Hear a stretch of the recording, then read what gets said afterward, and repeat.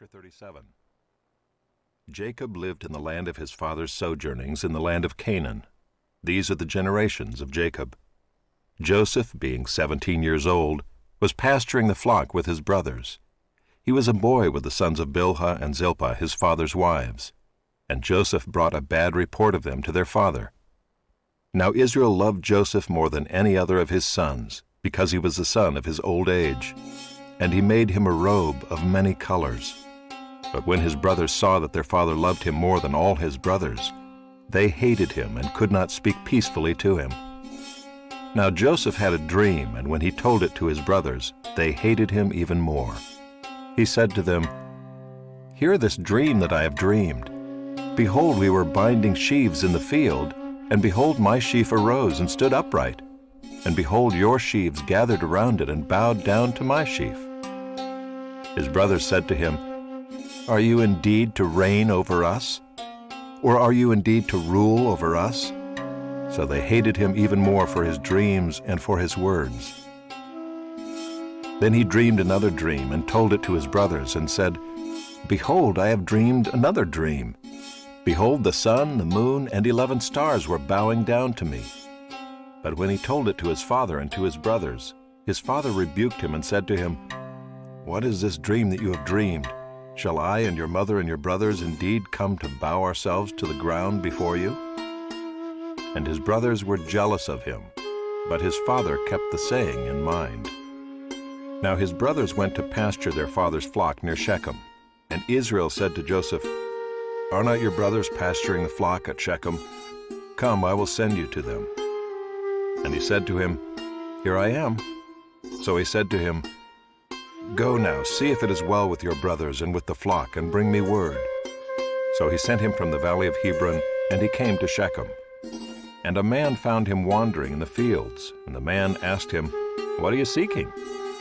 "I am seeking my brothers," he said. "Tell me, please, where they are pasturing the flock." And the man said, "They have gone away, for I heard them say, 'Let us go to Dothan.'" So Joseph went after his brothers and found them at Dothan. They saw him from afar, and before he came near to them, they conspired against him to kill him. They said to one another, "Here comes this dreamer. Come now, let us kill him and throw him into one of the pits. Then we will say that a fierce animal has devoured him, and we will see what will become of his dreams." But when Reuben heard it, he rescued him out of their hands, saying, "Let us not take his life." And Reuben said to them, "Shed no blood.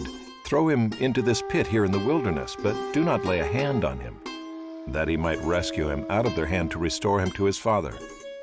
So when Joseph came to his brothers, they stripped him of his robe, the robe of many colors that he wore. And they took him and threw him into a pit.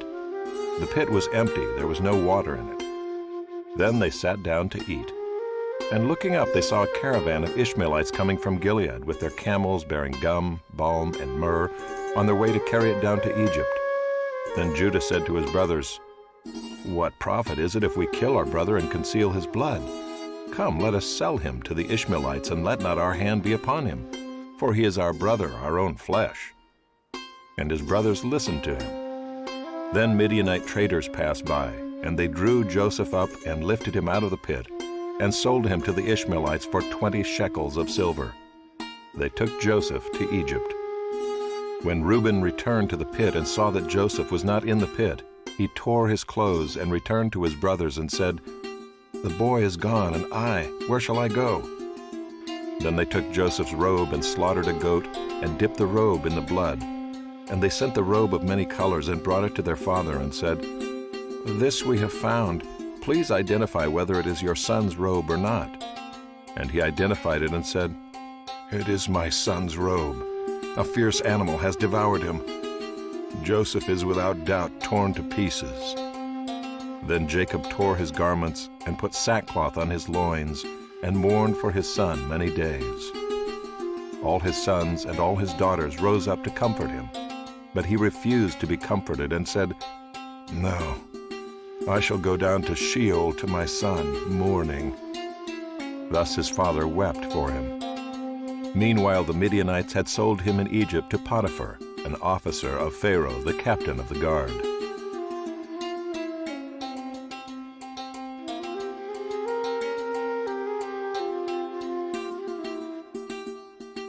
Chapter 38. It happened at that time that Judah went down from his brothers and turned aside to a certain Adullamite, whose name was Hira.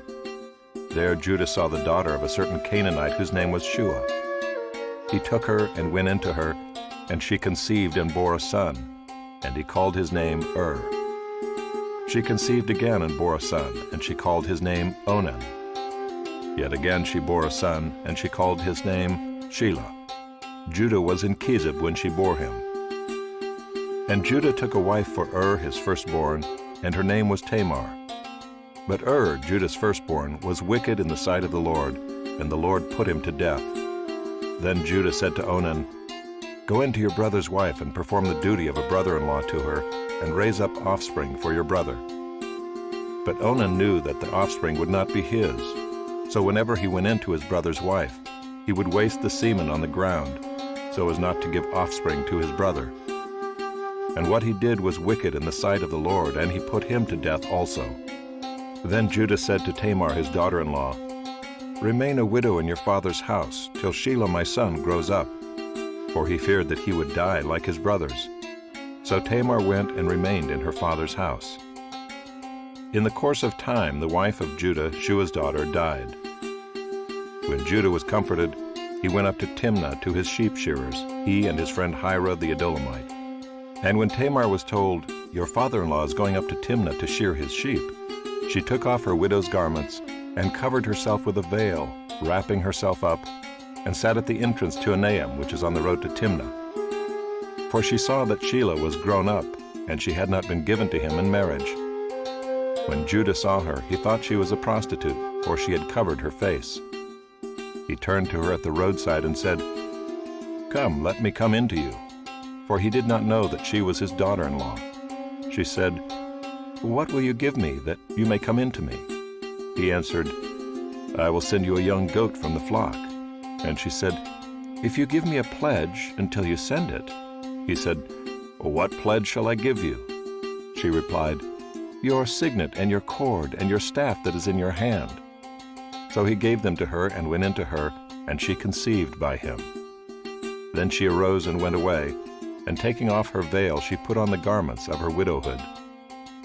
When Judah sent the young goat by his friend the Adullamite to take back the pledge from the woman's hand, he did not find her. And he asked the men of the place, "Where is the cult prostitute who was at Enaim at the roadside?" And they said, "No cult prostitute has been here." So he returned to Judah and said, "I have not found her." Also the men of the place said, "No cult prostitute has been here." And Judah replied, "Well, let her keep the things as her own, or we shall be laughed at. You see, I sent this young goat, and you did not find her." About 3 months later, Judah was told, "Tamar, your daughter-in-law, has been immoral. Moreover, she is pregnant by immorality." And Judah said, "Bring her out and let her be burned." As she was being brought out, she sent word to her father-in-law, "By the man to whom these belong, I am pregnant." And she said, "Please identify whose these are, the signet and the cord and the staff." Then Judah identified them and said, "She is more righteous than I, since I did not give her to my son Shelah." And he did not know her again. When the time of her labor came, there were twins in her womb. And when she was in labor, one put out a hand, and the midwife took and tied a scarlet thread on his hand, saying, "This one came out first." But as he drew back his hand, behold, his brother came out. And she said, "What a breach you have made for yourself." Therefore his name was called Perez. Afterward his brother came out with the scarlet thread on his hand, and his name was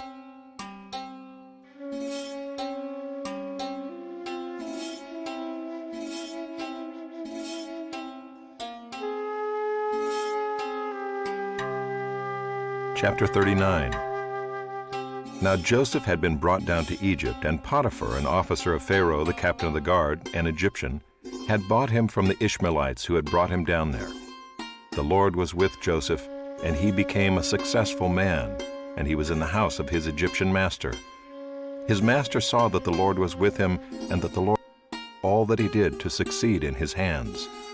So Joseph found favor in his sight and attended him, and he made him overseer of his house and put him in charge of all that he had. From the time that he made him overseer in his house and over all that he had, the Lord blessed the Egyptian's house for Joseph's sake. The blessing of the Lord was on all that he had, in house and field. So he left all that he had in Joseph's charge, and because of him he had no concern about anything but the food he ate. Now Joseph was handsome in form and appearance. And after a time his master's wife cast her eyes on Joseph and said, "Lie with me." But he refused and said to his master's wife, "Behold, because of me my master has no concern about anything in the house, and he has put everything that he has in my charge. He is not greater in this house than I am, nor has he kept back anything from me except you, because you are his wife. How then can I do this great wickedness and sin against God?" And as she spoke to Joseph day after day, he would not listen to her, to lie beside her, or to be with her. But one day, when he went into the house to do his work, and none of the men of the house was there in the house, she caught him by the garment, saying, "Lie with me." But he left his garment in her hand and fled and got out of the house. And as soon as she saw that he had left his garment in her hand and had fled out of the house, she called to the men of her household and said to them, "See, he has brought among us a Hebrew to laugh at us. He came in to lie with me, and I cried out with a loud voice. And as soon as he heard that I lifted up my voice and cried out, he left his garment beside me and fled and got out of the house." Then she laid up his garment by her until his master came home, and she told him the same story, saying, "The Hebrew servant whom you have brought among us came in to me to laugh at me.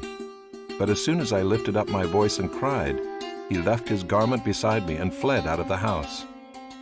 As soon as his master heard the words that his wife spoke to him, "This is the way your servant treated me," his anger was kindled.